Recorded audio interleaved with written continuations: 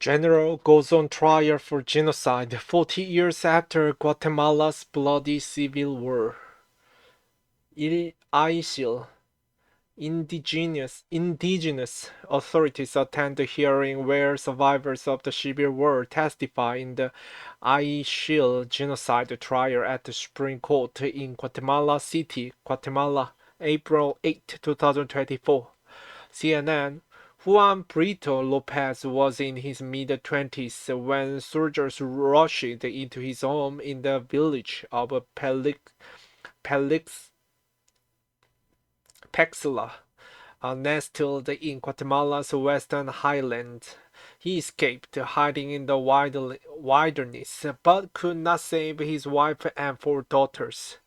Now 70 years old, Brito Lopez recounted the horrors of that day to high-risk Court A in Guatemala City this week, saying the soldiers murdered his family during the early morning raid on January 20, 1982, burning their bodies inside their wooden home.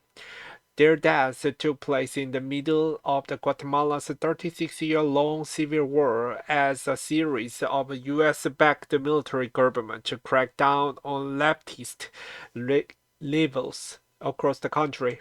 Guatemala's counterinsurgency campaign led to the deaths of over 200,000 people, 83% of whom were indigenous Maya, according to a United Nations-backed Truth Commission in 1999.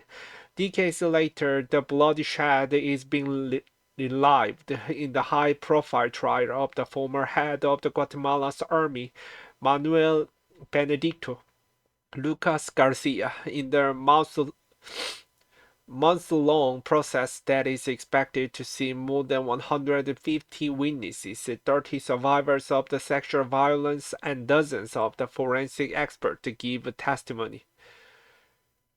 According to Brito Lopez and other witnesses who lived in the western Quiche region, troops under the command of Lucas Garcia killed the men, women, and children, driving the indigenous Maya Isil people who lived there away from their homes.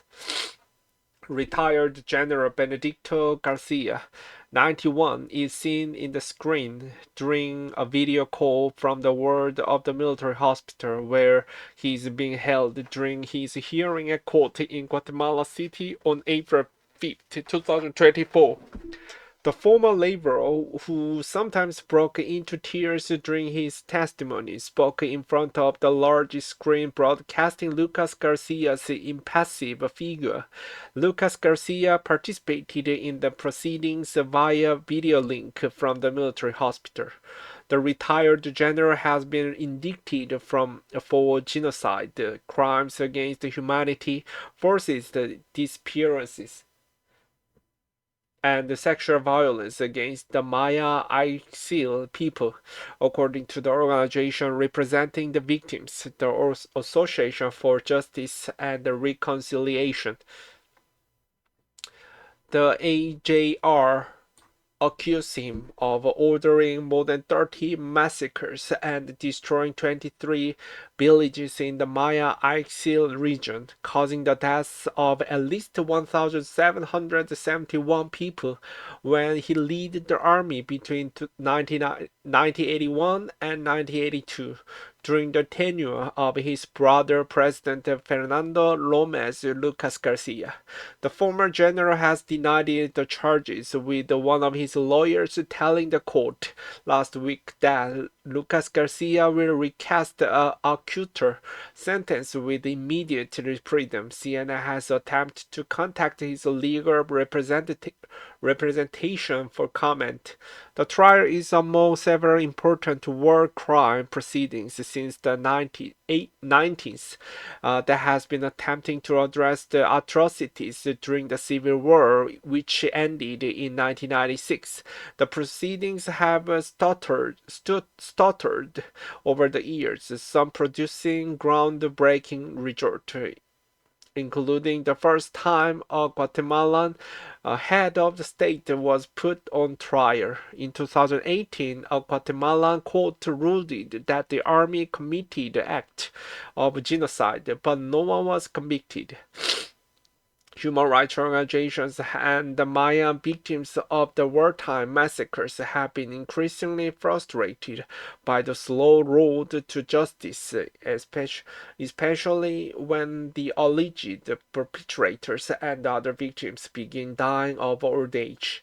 Lucas Garcia, 91, was meant to face trial this year with the former military intelligence chief Manuel Callejas.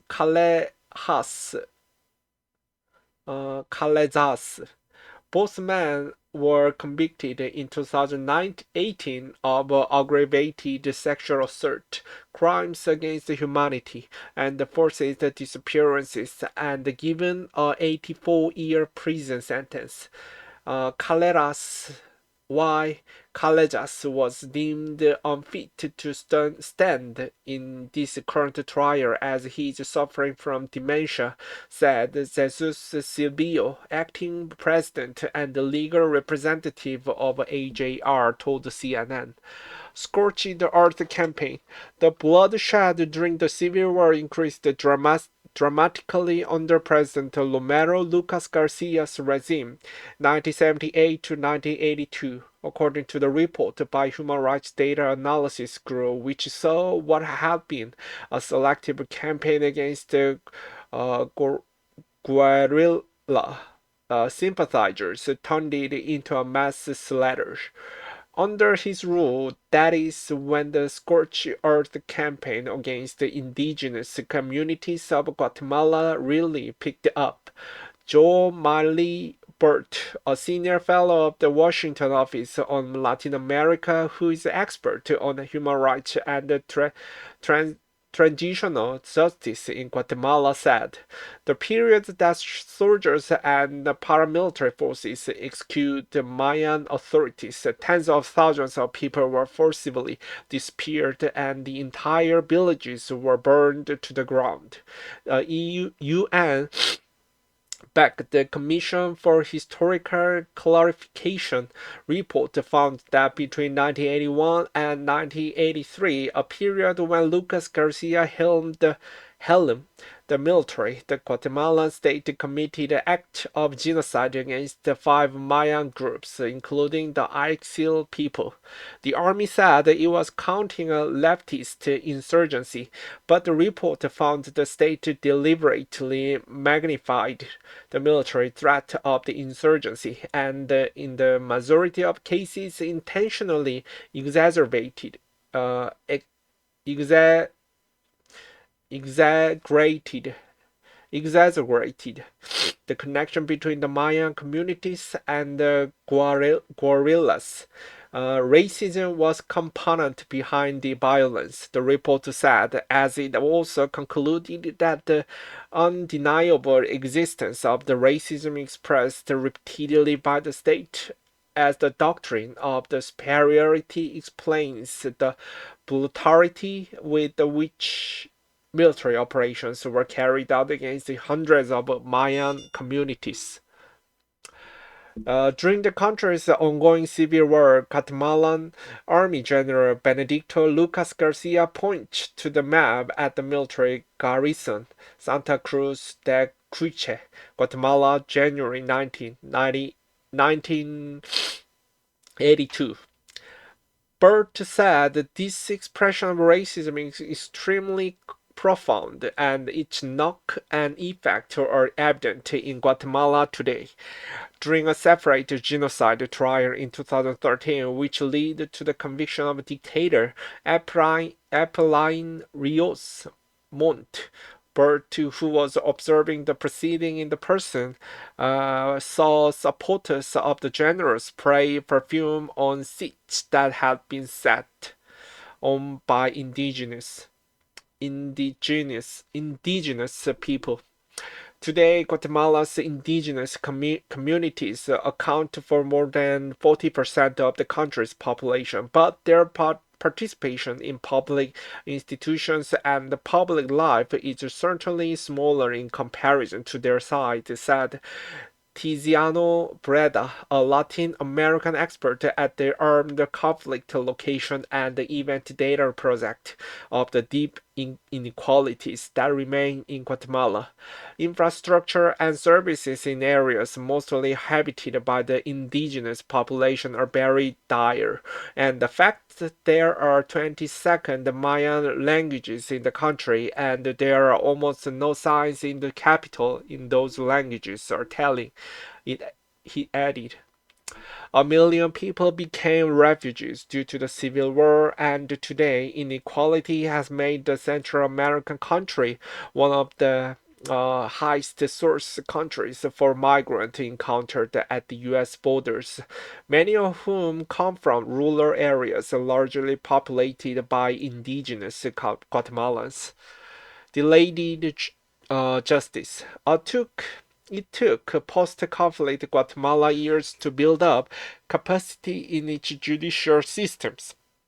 Positive steps were made in the 2000s with vital reforms and leadership by individuals like Claudia Paz, who became Attorney General from 2010 to 2014 and worked to break the tradition of impunity by criminal element in the country, Bert said.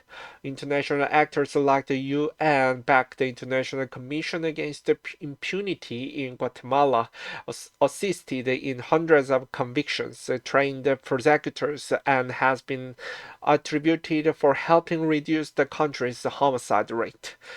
But CICIG was dissolved in 2019 during the period of democratic backsliding in the country, where successive Guatemalan government and the country's elite have been accused of attempting to control the country's judiciary.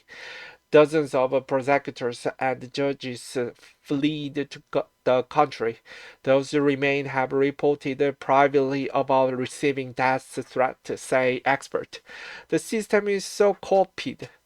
Silvio from AJR said, so this case has been delayed for 13 years and we still do not understand the reasons, but this year they gave us the possibility.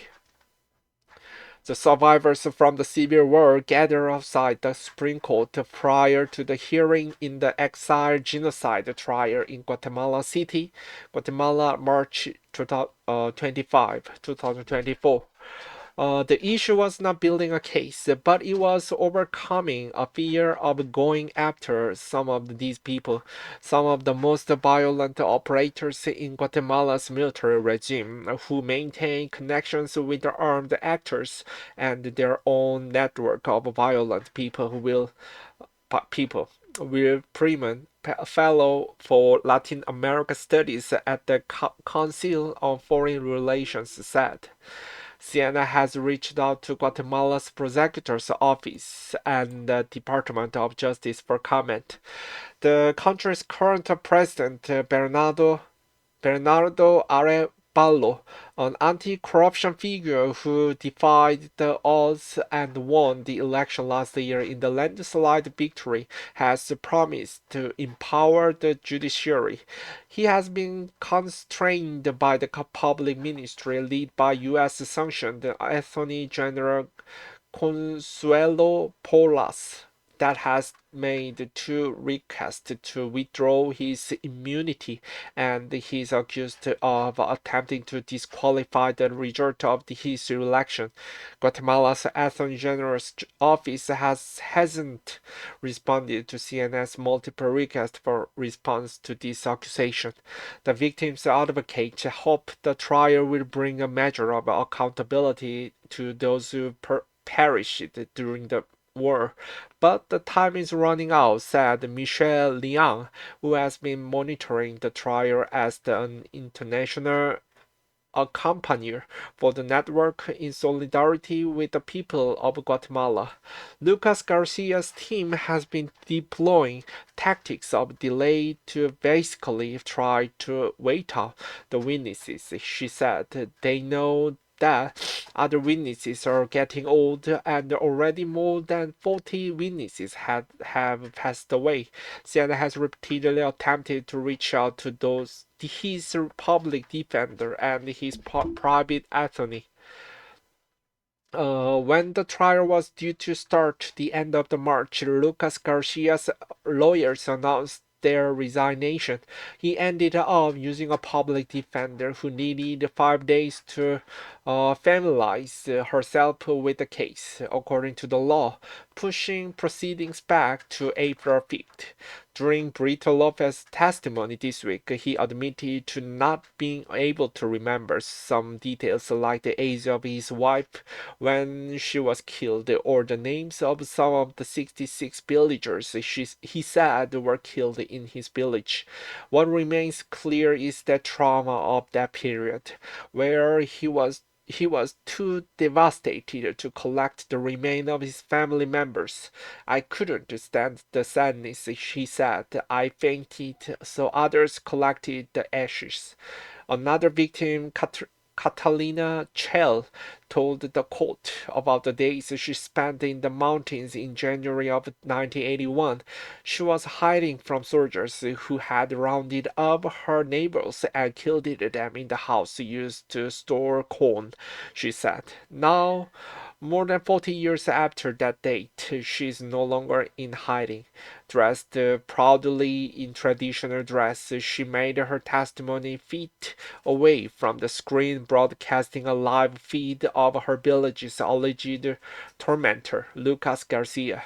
He was the one who commanded the armies, and they killed my children, she said. It is not money that the victims want. What they need is accountability, Sylvia from the AJR said. Whether or not the conviction is achieved, he said, what the AJR and its witnesses seek is a record of what happened so that it's never repeated. CNN's Tara John reported and wrote from the New York, and CNN's Ivonne Valdés reported from Mexico City.